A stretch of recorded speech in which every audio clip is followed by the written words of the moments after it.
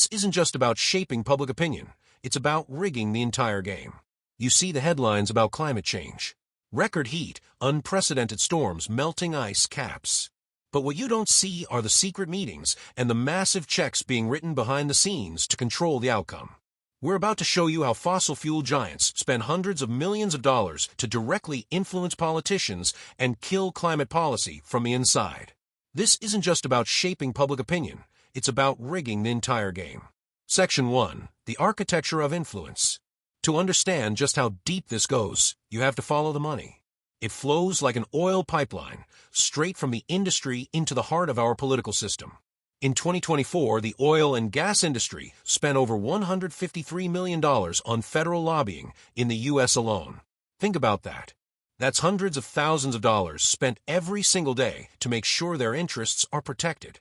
And during the 2024 election cycle, their total financial influence was an astounding $445 million. That includes $243 million lobbying Congress and a staggering $96 million in donations to support Donald Trump's presidential campaign and affiliated PACs.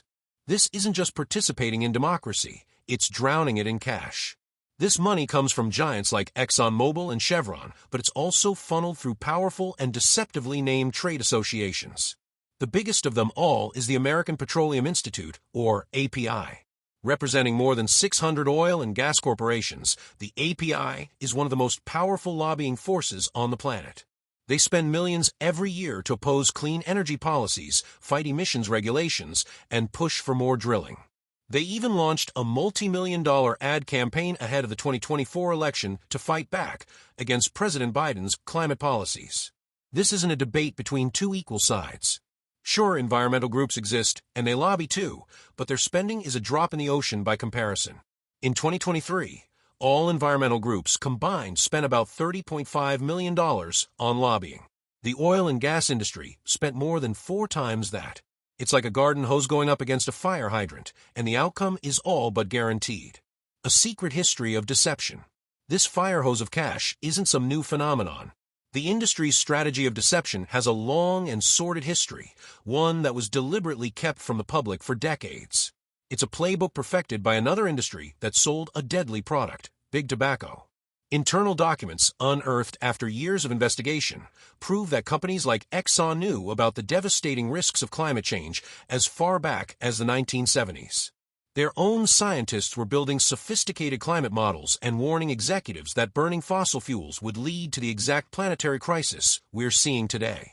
In fact, way back in 1959, a nuclear physicist named Edward Teller stood before the American Petroleum Institute and warned them directly that CO2 from fossil fuels would cause a significant temperature rise and could eventually melt the ice caps, submerging coastal cities. So, what did they do with this chilling information? Did they warn the world? Pivot their business model?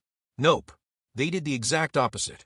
They buried the science and spent millions funding a network of front groups and pseudoscientists to create confusion and doubt. They launched a multi-decade disinformation campaign to convince the public and policymakers that climate change wasn't real, wasn't human-caused, or just wasn't a serious threat. It was a calculated, deliberate strategy to protect their profits, no matter the cost to the planet.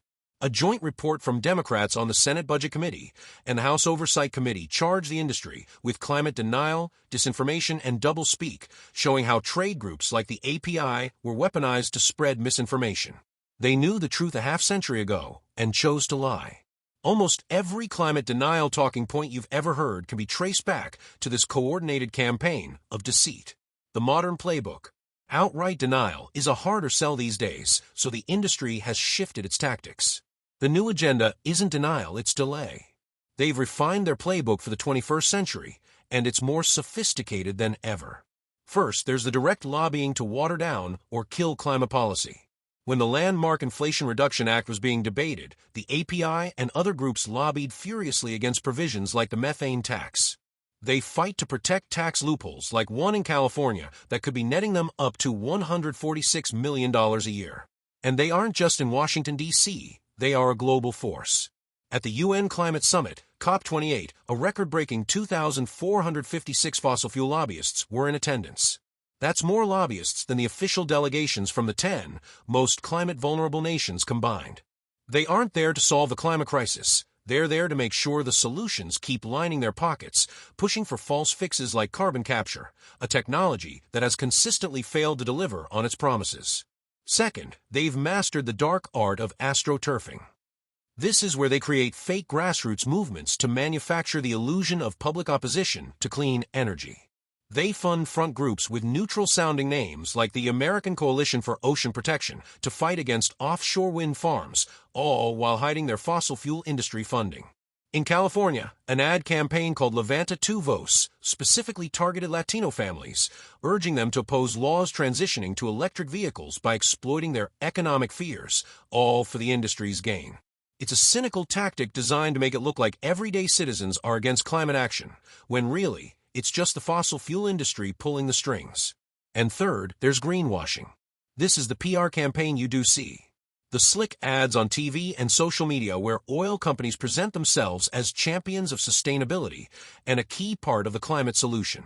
They'll boast about their investments in biofuels or hydrogen, but those investments are a tiny fraction of their overall spending, which is still overwhelmingly dedicated to expanding fossil fuel extraction. ExxonMobil, for instance, markets itself as a leader in carbon capture, but its projects often just lead to more oil production through a process called enhanced oil recovery. It's a performance, a public-facing lie designed to distract you from the truth. Their business model is fundamentally incompatible with a stable climate.